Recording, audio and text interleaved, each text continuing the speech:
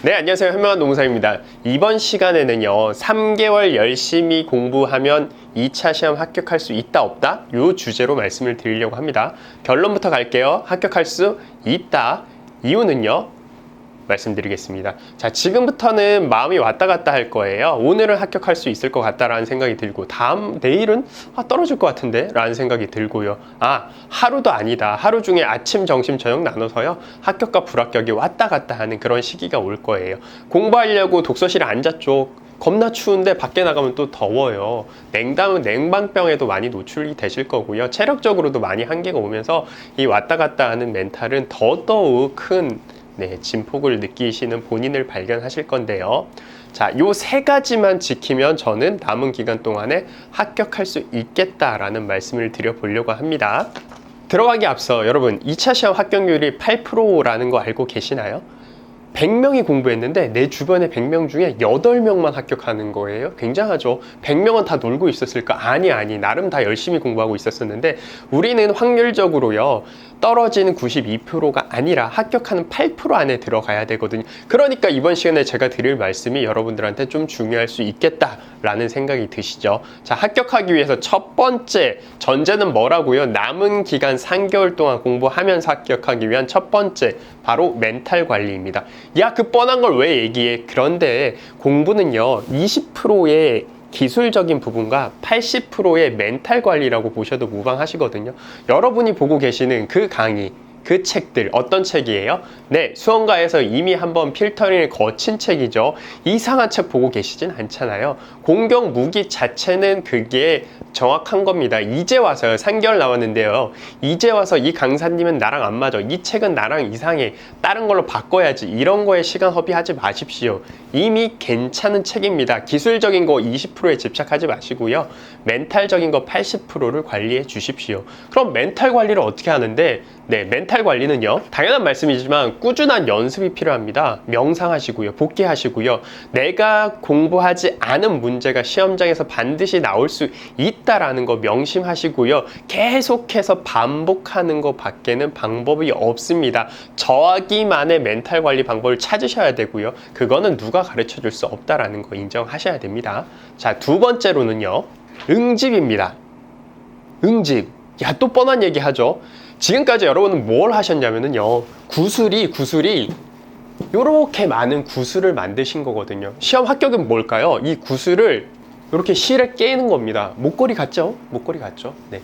이렇게 목걸이를 만드는 게 합격이라고 했었을 때 여러분은 지금까지 구슬을 만드는 작업을 하셨던 겁니다. 수험가에서 백전노장분들 굉장히 많으시죠? 아는 건 되게 많아. 근데 그 2달 동안 이 응집을 하지 못했던 거예요. 즉, 목걸이를, 구슬을 실에 깨는 작업을 못했던 거예요. 그 깨는 작업을 하기 위해 3개월은요, 너무너무 많은 시간이 남은 겁니다. 아시는 걸 까먹기에도 3개월은 너무너무 많은 시간이고요. 이 목걸이를 구슬에 실에 깨기에도 충분한 시간입니다. 그걸 믿으셔야 됩니다. 지금부터 보신 것만 시험장에서 쓰실 수 있습니다. 응집이 잘 안 된다고요? 응집하는 방법을 알려달라고요? 그것도 역시 자기만의 방법을 찾으셔야 되는데, 응집 이꼴 집중이라고 말씀을 드릴 수 있을 것 같아요. 집중하기 위해서는 어떻게 해야 되느냐? 자꾸 스마트폰에 손이 간다. 네, 냉정하게 그냥 스마트폰을 신발장에 넣고 공부하러 오십시오. 집중하셔야 됩니다. 집중하지 않고 합격을 한다, 응집을 한다, 그거는 불가능한 일이니까요. 지금 모의고사 답안, 모범 답안 쓰는 그런 분들 있죠. 냉정하게 얘기했을 때 별 필요가 없습니다. 우리는 실전 가서 잘 쓰는 게 필요하지, 뭐 모의고사에 잘하는 거 필요하냐, 모의고사 성적이 하위권이다, 상관없습니다. 남은 3달 동안 얼마든지 집중하고 응집하다 보면은요, 실전에서는 본인이 그 합격하는 8% 안에 들 수 있습니다. 응집을 하기 위해서는 최고의 방법은요, 반복해서 보는 겁니다. 제가 공격 무기 자꾸 바꾸는 거 좋지 않다라고 말씀을 드렸죠. 이런 거랑 똑같아요. 제가 타자였는데 갑자기 난 공 던지는 게 더 좋다고 투수로 막 전향을 하겠대. 얼마나 시간이 많이 걸리겠어요. 봤던 책, 봤던 강사님이 가장 훌륭하다고 믿으셔야 됩니다. 응집 이꼴 반복이다. 중요합니다. 세 번째는요, 간절함입니다. 채점하시는 교수님들 입장에서 한번 생각을 해보세요. 더운 때 여름에 이 몇천 부를 채점하려고 하면은요, 그놈의 답안이 그놈의 답안 갖고 다 똑같거든요. 그런데 어떤 답안이 조금 더 획기적으로 나한테 좋아 보일까요? 거기서 거기인 답안 중에 조금 더 간절한 답안이 있거든. 어떤 답안지 보면은요, 마무리 못하고요, 그렇게 판단된 이 다자를 못 쓰고 점표를 못 쓰고 그렇게 막 개발세발로 적혀져 있는 그런 답안도 있겠죠. 교수님 입장에서는 어떻게 할까요? 그래도 저 친구가 노력을 했네 라고 좋게 생각할까요? 뭐야, 다자를 왜 안 썼어? 이 이상한 사람, 이렇게 생각을 할까요?